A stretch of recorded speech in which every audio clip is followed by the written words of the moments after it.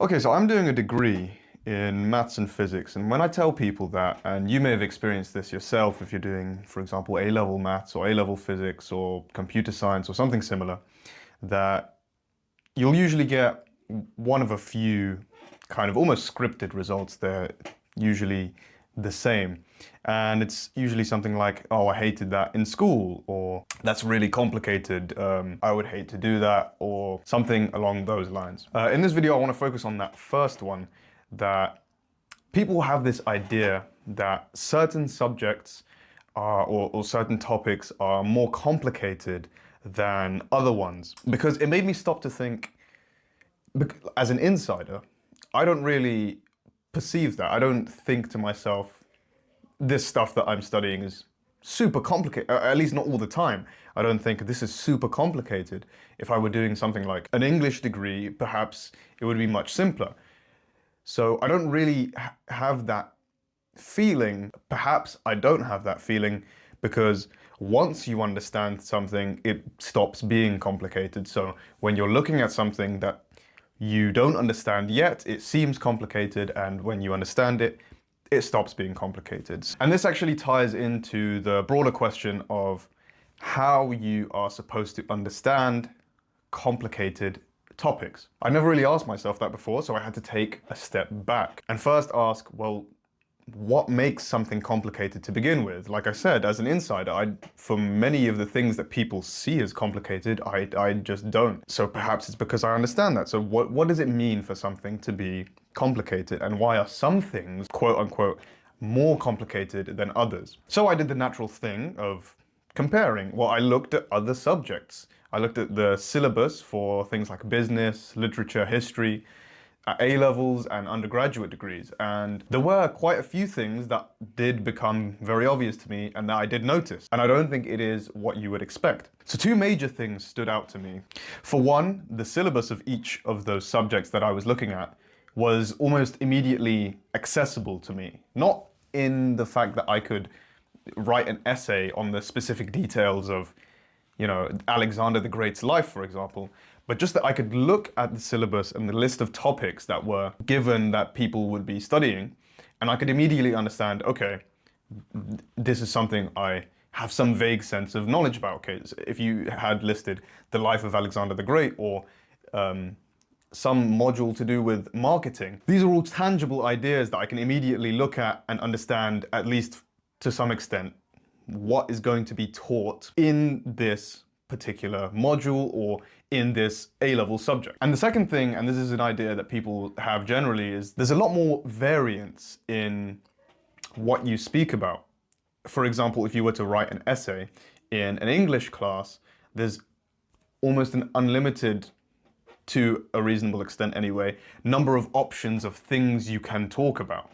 Whereas if you do something like maths or physics, you get this kind of illusion that there is one path and one objective answer, and so you're trying to decode how you get to that answer, and anything else is immediately and obviously wrong. And that's true if you're trying to do a specific task, but it's not quite true in the sense that you would think it's true. So I'm going to explain that in a bit more detail later. Having this kind of huge, wide array of options is very unnatural if you are used to studying something like a STEM topic.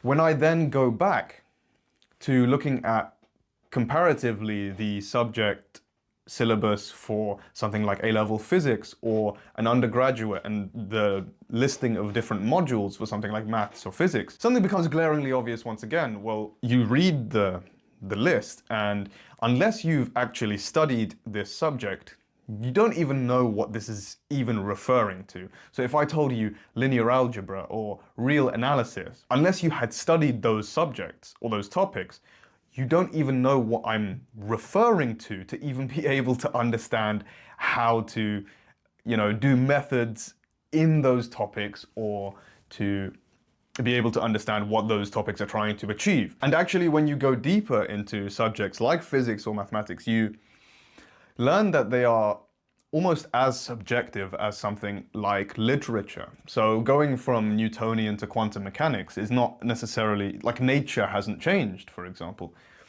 but your description of it has changed. So the methods by which you are doing something that is tangible, whether I'm describing the movement of a ball through the air, that is a real thing that I don't think anyone would call complicated. People play basketball all the time and they have no understanding of physics. It's not a complicated thing, but you add layers that are at some point anyway subjective, just like you would for other subjects like literature or business. So the conclusion that this brought me to is that when people talk about complexity and understanding complex topics, or how to study something that is complicated, something being complex rather than not is completely arbitrary, and it doesn't actually have any tangible definition or meaning. Take a pen, for example. I could describe this pen in as much complexity or as little complexity as I would like to. So I could describe this pen as 2 parts or 3 parts if I unscrew this and I take that out. Or I could just describe it as one singular mass in space, or I could describe it as millions upon billions of tiny little particles. The point is that I choose how complicated this thing becomes. Okay, but that still leaves us with a problem, because if deciding whether something is more complicated or not than something else is arbitrary, why is it that people still find something like physics or mathematics more complicated to learn, as a student anyway, than English literature or business studies? And in understanding why that is, you finally unlock what it means and how to practically understand complex, or quote unquote complex, topics. So why do people find maths more complicated than history? There's a few reasons for this, but I think the main thing that we can talk about in this, for the purpose of this video, is abstraction. When you're learning mathematics, it's very abstract, and that is necessary to do something like maths or physics or computer science. But it's not exactly helpful for trying to learn and understand that thing as a student. Think about it like this, right? If I were to give you just a book of Shakespeare, and I didn't tell you it was a book written by a guy named Shakespeare and he was writing a story about, I don't know, Romeo and Juliet. Instead, I literally just gave you this book, and I told you that this book contained these kind of patterns within it, right? And these patterns have like a structure to them, and the words, if you imagine you didn't even understand the English language, well, if you put so-and-so letters together, then you get a word, and if you put so-and-so words together, you get a sentence, etc., etc., etc. And imagine I explained to you as abstractly as possible how to form a sentence in the English language, and I gave you a book of Shakespeare. That would seem pretty complicated, wouldn't it? And that's essentially exactly how we teach something like maths or physics. You're basically given these kind of conditions and rules, and without any context as to where they came from, and then you're just thrown away and said, well, here are the things that we're going to kind of just give to you out of nowhere. That's another thing. It's very seemingly irrelevant. It's a kind of classic thing of, why am I learning this? Like maths is, in maths classes you might hear, why am I learning this? I'm never going to use this. And that's not true, but the way it's presented makes it seem as if it is true. Because when I just give you the structures of the English language in abstraction, the way I could do with something like I just explained, it seems very pointless and very abstract. But when I start with the book of Shakespeare and I show you, and I tell you, this is a book and it was written by a man named Shakespeare however many years ago, and it's actually a storybook, and it's explaining this story, and it's doing this thing, and then only after understanding that, you go back and you do the analysis, and then you look and you say, oh, look at that. The specific details of it, I see the structure, and when you put 2 and 2 words together, you get a specific kind of pronunciation, etc., etc. So now that leaves my practical message for you. What do you take away from this video, and how can you implement some of this knowledge that right now it's still quite philosophical, but you can turn it into something that you can actually use on a day-to-day basis? And really, what I would be doing then is teaching you the skill of contextualization, because you can simply just get given specific things and be able to do them well. So right now, let's say you're learning A-level maths and you are doing integration, let's say, and you're pretty good at integration, you know? So even though it is quite abstract and you don't really understand why you're doing it or what it is and with the context behind it, you can still do it quite well. But at some point, you will get to a roadblock where your understanding or your lack of understanding of a certain thing limits you from being able to do it further. Because I want this advice to be practical, I'm not going to tell you to try and contextualize everything. I'm not going to tell you to understand the first principles ideas behind everything that you learn, because it's not necessarily helpful for you to do that. What I am going to say is that when you are capable of simply abstractly learning something, essentially by memorization, when you're doing integration and you know how to do it simply because you've seen it many times, even though you don't really understand why it's happening, that's fine.